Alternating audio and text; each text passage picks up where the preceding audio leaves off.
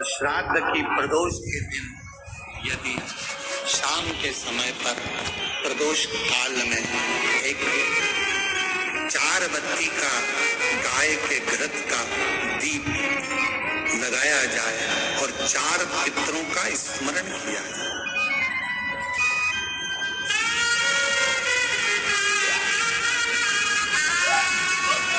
चार पितरों का स्मरण करो, वो 4 बत्ती का दीपक जलाकर पहले अग्नि स्वधा पितर, दूसरे वर्षद पितर, तीसरे आज्ञ पितर और चौथे सोमपति पितर। इन 4 पितरों को नमन करो, प्रणाम करो और वो 4 बत्ती का दीपक या तो पीपल के वृक्ष के नीचे या मेरे शिवालय में जो प्रदोष के दिन अंकित कर देता है, जला देता है, प्रकट कर देता है, जो मन से मांगता है पितृ और शिव उसके भंडार कभी खाली नहीं करता, उसकी झोली पर आ जाती है।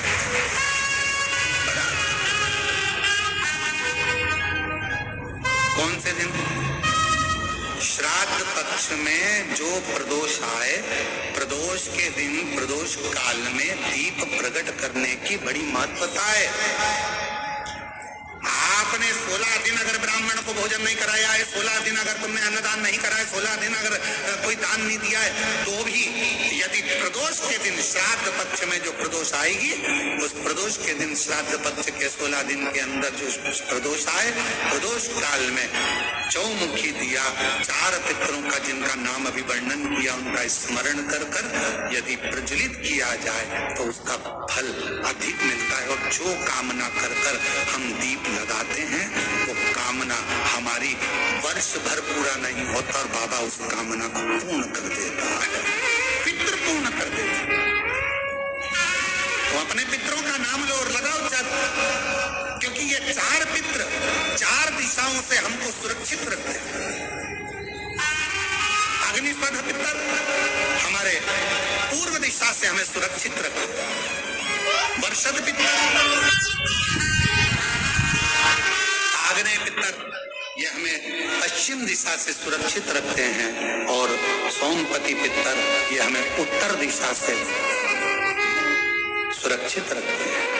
ये वो पितर हैं जिनका नाम लेकर यदि प्रदोष काल में प्रदोष के पौधे के नीचे, उसके सामने या बट वृक्ष के सामने या आंवले के वृक्ष के सामने या बेलपत्र के वृक्ष के सम्मुख में कहीं पर भी अगर इस दीप को लगाया जाता है और शिव का नाम लेकर उसको प्रज्वलित किया जाता है तो पितृ और शिव आपका कार्य सफल जरूर करते हैं और रक्षा जरूर करते हैं। हम तो यहाँ तक कहेंगे, किसी को स्वप्न आते हो, स्वप्न में भय हो जाता है, बच्चा एकदम रोकर उठ जाता है, चिड़चिड़ा हो जाता है, व्यक्ति के अंदर द्वेष उत्पन्न होने लगता है, क्रोध आने लगता है, बहुत ज्यादा टेंशन है, डिप्रेशन है, मानसिक चिंता है, उसको हम कहेंगे इस दीप को जरूर जलाओ।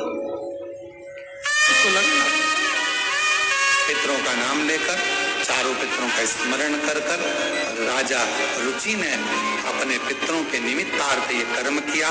तभी इस कर्म को जैसे ही करा था, करते ही राजा रुचि को जो चाहिए था वो मिलने लगा। सामने से एक नदी के सम्मुख से एक स्त्री, सामने से एक सुंदर अप्सरा ब्रह्मलोचना निकल कर बाहर आई और जैसे ही आई पूछा राजा रुचि ने, तुम कौन? कहा, मैं अप्सरा हूं ब्रह्मलोचना। आपने पितरों को तृप्त करा है दीप लगाकर, क्या चाहिए तुम्हें? मेरा विवाह नहीं हो रहा, कोई कन्या चाहिए। राजा वरुण की पुत्र की पुत्री मालती, जो तुम्हें इसी स्थान पर जहां तुमने शिव की आराधना करी है, शंकर की आराधना करी है, जहां तुमने पार्थिव बनाकर पूजन करा, इसी भूमि पर वो मालती का दर्शन होगा, उस मालती से तुम्हारा विवाह होगा और तुम्हारे घर में पुत्र रत्न की प्राप्ति होगी, तुम्हारा वंश बढ़ेगा और तुम्हारे पितृ हमेशा तुम्हें वर प्रदान करेंगे। बस वो मालती का प्राकट्य होता है देवी मालती का सम्मुख में आना, रुचि के साथ विवाह और दोनों का निवास करना। शास्त्र में भगवान कृष्ण गरुण से कहते हैं, गरुण पितृपक्ष में जो ये राजा रुचि की पवित्र कथा को श्राद्ध पक्ष के अंदर श्रवण करता है, भगवान कृष्ण कहते हैं ब्रह्मा, विष्णु, महेश और पितर उसकी झोलियां खुशियों से भर देते हैं। ऐसे राजा रुचि की कथा का वर्णन आता है। ये राजा रुचि की कथा है। राजा पितर केवल, कई लोग कहते पितर का दोष लग गया। नाना भाई, लोग केवल वर्णन करते हैं। कई लोग कह देते हैं कि शंकर भगवान को नहीं भजोगे, शिव जी को जल नहीं चढ़ाओगे, एक दिन जल चढ़ाओगे, एक दिन नहीं चढ़ाओगे, शिव जी का शिवलिंग अगर घर में है पूजन नहीं करोगे तो दोष लग जाएगा, शंकर भगवान का दोष लग जाएगा। शिव कभी भी बद्दुआ नहीं देते। जैसे एक बाप, एक पिता अपने बेटा बेटी को कभी बद्दुआ नहीं देते। अगर चिल्लाकर बोल भी देंगे अपनी बेटी को, अपने बेटे को, तो बाद में उसको वर ही देंगे, है तो बेटी ही ना, है तो बेटा ही ना। मेरा शंकर भगवान कभी बद्दुआ नहीं देता,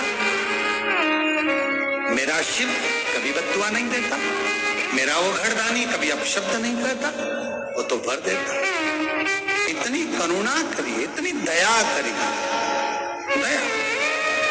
कोई कहे तुमसे कि तुम्हारे यहाँ पितृ दोष लगा है, कोई कहे तुमसे तुम्हारे यहाँ काल सर्प दोष लगा है, कोई कहे तुमसे तुम्हारे यहाँ वास्तु दोष लगा है, कोई कहे तुमसे तुम्हारे कुल देवी देवता का दोष लगा है। एक काम करा करो, एक चावल का दाना घर से लेकर गए, 16 दिन श्राद्ध में जब से कथा सुनी है उसी दिन, उसी पल, उसी घड़ी या दूसरे दिन से प्रारंभ कर दो। कोई कहे पितृदोष है, कोई कहे काल सर्प दोष है, कोई कहे वास्तु दोष है। एक चावल का दाना श्राद्ध पक्ष में साथ लेकर जाओ, घर से एक लोटा जल भर कर लेकर जाओ। पहले चावल का दाना शिव जी को समर्पित कर दो, उसके बाद एक लोटा जल धीरे धीरे बाबा का मंत्र उच्चारण करते हुए पंचाक्षर, षडाक्षर या श्री शिवाय नमस्तुभ्यं बोलते हुए और अपना गोत्र बोलकर, नाम बोलकर जल समर्पित करना प्रारंभ करो। धीरे धीरे आपको खुद लगेगा कि मेरे घर का सारा दोष समाप्त हो गया है, सारा दोष, सारा दोष समाप्त। पितृपक्ष में जितना शिव की आराधना कर सकते हो, नवरात्रि में जितनी शंकर की आराधना कर सकते हो उतनी करो। शंकर की आराधना करने से नवरात्रि में शक्ति का बल बढ़ता।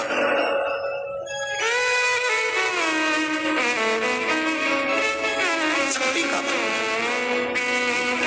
क्यों गुरुजी नवरात्रि में शंकर जी की आराधना क्यों करना चाहिए? हमने कहा अगर माता रानी से जो मांगना है तुम्हें, अगर तुमने नवरात्रि में शिव जी की आराधना करिए, शंकर की कथा सुनिए, शंकर की आराधना करिए, शिव स्तुति करिए, शंकर को एक लोटा जल चढ़ाया, मां आद्य शक्ति तुम्हारे पर कृपा करेगी। क्यों?